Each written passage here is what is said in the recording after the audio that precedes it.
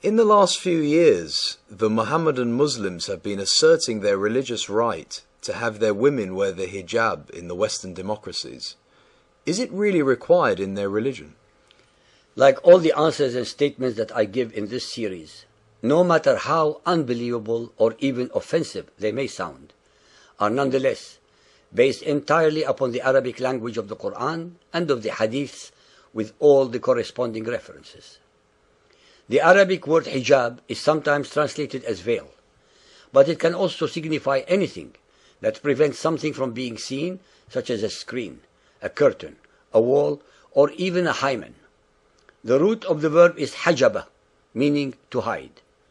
In the Qur'an, the term was originally used to mean a screen, a curtain, a divide from cloth, to separate especially the guests from the females of Muhammad's household. The story that explains the reason for this particular alleged revelation of verse 33.53 is mentioned in detail in Bukhari Hadith 8.255 or 8.257. Bukhari Hadith 8.255, narrated by Anas bin Malik, says that he was a boy of 10 at the time when Muhammad emigrated to Medina. He added, I served Allah's apostle for 10 years, and I know more than the people about the occasion whereupon the order of hijab was revealed. It was revealed during the marriage of Allah's apostle with Zainab bint Jahsh.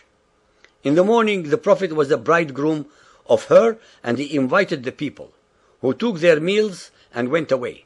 But a group of them remained with Allah's apostle, and they prolonged their stay. Allah's apostle got up and went out, and I too went out along with him, till he came to the lintel of Aisha's dwelling place. Allah's apostle thought that those people had left by then, so he returned, and I too returned with him, till he entered upon Zainab and found that they were still sitting there and had not yet gone. The Prophet went out again, and so did I with him, till he reached the lintel of Aisha's dwelling again, and then he thought that those people must have left by then. So he returned, and so did I with him, and found those people had gone. At that very instance, the divine verse of Al-Hijab was revealed, and the Prophet set a screen between me and his family. Chapter 33, verse 53. O ye who believe, enter not the Prophet's houses until leave is given you for a meal, to await for his preparation. But when ye are invited, enter, and when ye have taken your meal, disperse without seeking familiar talk. Such behavior annoys the Prophet. He is ashamed to dismiss you, but Allah is not ashamed to tell you the truth. And when ye ask his ladies for anything, you must ask them from before a screen, hijab. That makes it for greater purity for your hearts and for theirs. Nor is it right for you that you should annoy Allah's apostle, or that you should marry his widows after him at any time. Truly, such a thing is in Allah's sight an enormity. It is crystal clear from the verse above that all of its instructions are to do with Muhammad's personal annoyance at the behavior of his guests. As usual with Muhammad and his Qur'an, an instant made-to-order revelation was descended to turn his personal objections into unchallengeable divine sanctions, emanating from the unsuspecting mouth of Allah, the supreme rock God of the Kaaba. In fact, the actual Arabic words used in the verse above are min wara'i hijabi, which should have been translated instead to from behind a screen.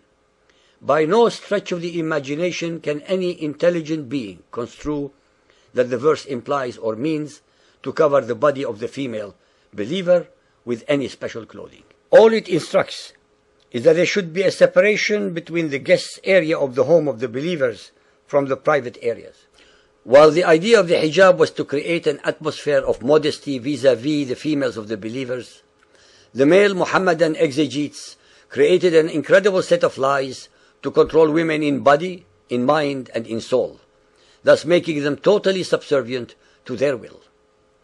By what kind of twisted logic can anyone accuse the women of Muhammadan Islam of tempting the men if these men are too weak or stupid to control their sexual, predatory appetites and emotions?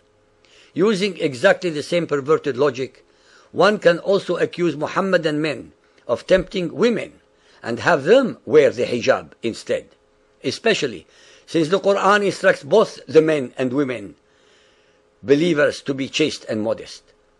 Sahih Bukhari Hadith 8.257 narrated by Aisha, the wife of the Prophet.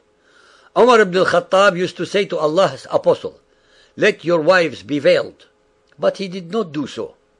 Umar was anxious for some divine orders regarding the veiling of women.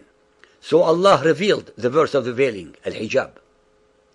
Although both the Quran and the Hadiths clearly explain the meaning and reason for the hijab, nonetheless, the male chauvinist followers of Muhammad deliberately misinterpreted and or misrepresented it to mean that the female followers should be covered from head to toe with a garment from which only their eyes can be seen.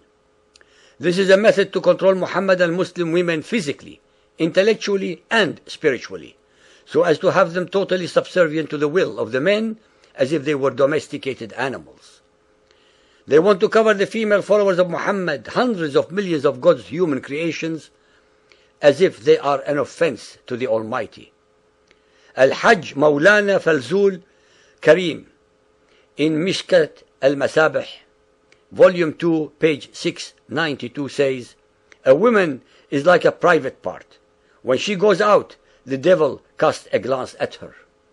That is why the male Muhammadan Muslims want their women covered as if they were genitals. The Arabic word hijab is used in the Quran 4 times only, as in the following verses: 7.46, 17.45, 38.32, 42.51, to describe a screen, a divide, a separator, a curtain, a veil of separation.